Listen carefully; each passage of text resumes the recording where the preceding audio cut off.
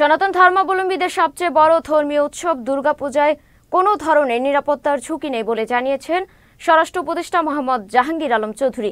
বিকেলে রমনা কালী মন্দিরে দুর্গাপূজার প্রস্তুতি দেখতে এসে তিনি কথা বলেন। উপদেষ্টা বলেন, দেশের সব জেলার দুর্গাপূজা মণ্ডপে নিরাপত্তার জন্য ৮ দফা নির্দেশনা পাঠানো হয়েছে। সে সঙ্গে নিরাপত্তায় থাকবে সেনা, নৌ ও বিমান বাহিনীর সদস্যরা। পূজায় যে কোনো ধরনের নাশকতা কঠোর হাতে দমন করা হবে বলে জানান তিনি। একই সাথে পূজাকে উৎসব মুখর করতে সবার সম্মিলিত সহযোগিতা কামনা করেন স্বরাষ্ট্র উপদেষ্টা। কোনো ধরনের নিরাপত্তা ঝুঁকি নাই, পূজা এবার নির্বিঘ্নে হবে। এই পূজা উদযাপনের জন্য আমরা সেনাবাহিনীকেও মোতায়েন করেছি, নৌবাহিনীকেও মোতায়েন করা হয়েছে, বিমান বাহিনীকেও মোতায়েন করা হয়েছে। এবার এই জন্য আপনারা কোথাও কোনো ধরনের বাধা বিপত্তি আপনারা ফেস করবেন না।